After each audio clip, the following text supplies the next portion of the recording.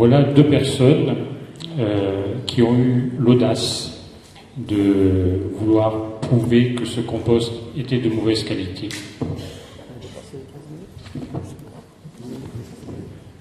Alors bonsoir, donc nous venons de Vendée, nous faisons partie de la FEV qui regroupe une vingtaine d'associations. En 2004, on avait réussi de faire abandonner l'incinérateur en Vendée. On avait réussi de mobiliser sur un an et demi 11 000 personnes dans les rues, les réunions publiques et tout ça. Et donc on avait réussi à gagner dans la rue, puis après on a gagné au tribunal administratif. Après, ils nous ont dit, bon, ben, vous voulez pas d'incinérateur, on a autre chose à vous proposer. Donc, on devait avoir 5 TMB. Et en fait, ils n'en ont construit que 2. Un à 30 000 et un à 50 000 tonnes, c'est-à-dire 10% de ce qui est prévu chez vous. Ben, déjà, je peux vous dire que ça pue, puis ça pollue. Alors, donc, dès 2006, on a demandé quel est le miracle qui fait que si les déchets s'en vont dans un centre d'enfouissement, il faut 1 mètre d'argile à 10 puissance moins 9, une géomembrane, une station d'épuration sophistiquée avec 5 cuves, dont une qui se termine avec du charbon actif. Et malgré ça, le jus qui est rejeté dans l'environnement, il est devenu transparent, mais il sent encore le déchet. Donc c'est bien qu'il y a encore des éléments polluants dedans. Et là, jusqu'à aujourd'hui, pas plus Veolia que les élus, que les techniciens, personne n'a pu nous dire comment fonctionne le miracle.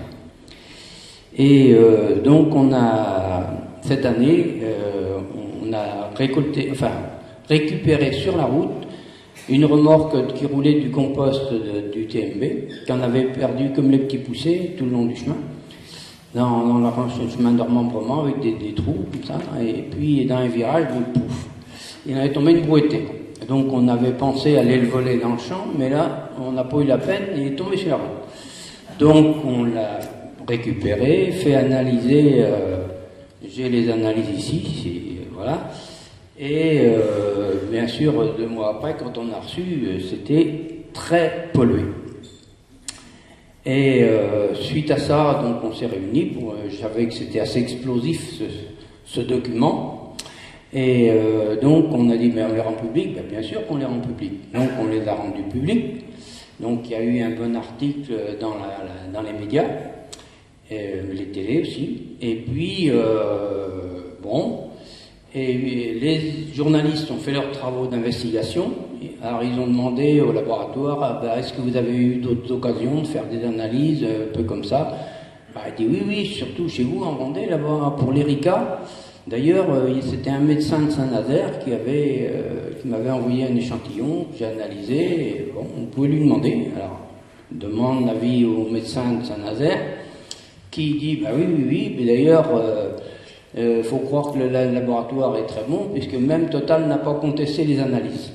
Donc, deuxième article bien cinglant dans la presse. Et là, du coup, Trivalis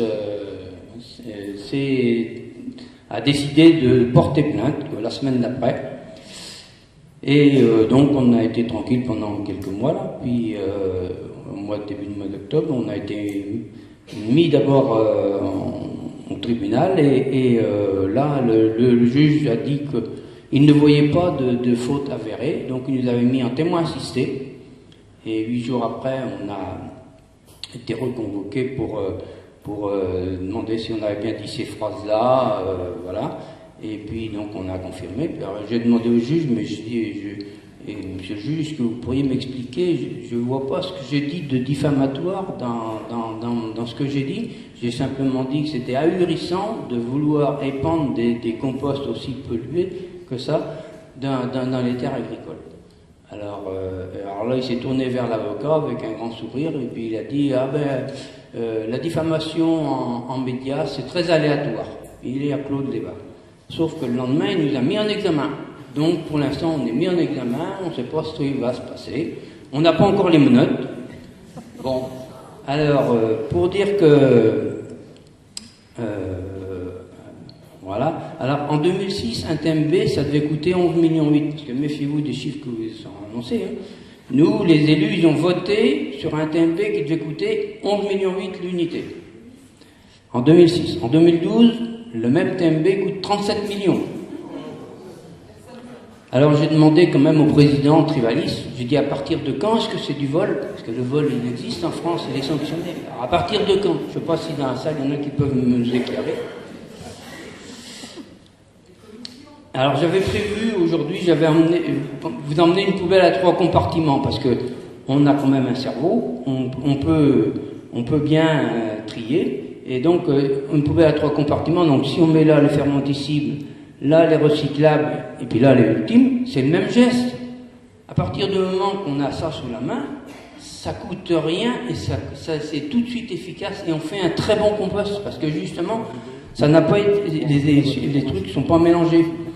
Donc Danny va vous le dire tout à l'heure, là, comment on peut bien revaloriser les matières au lieu de les brûler. Alors on est allé aux assises le 2-3 octobre des déchets, aux assises des déchets, puis à Nantes. Et donc là, on a trouvé personne pendant ces 2 jours avec tous les Veolia, Vinci, Trivalis et d'autres qu'on savait qui ont des TMB, on n'a trouvé personne pour justifier les TMB. Je peux vous dire qu'au niveau de ce milieu-là, d'ailleurs on a rencontré des techniciens en déjeunant qui nous ont dit que de toute façon le TMB ça ne marchera jamais.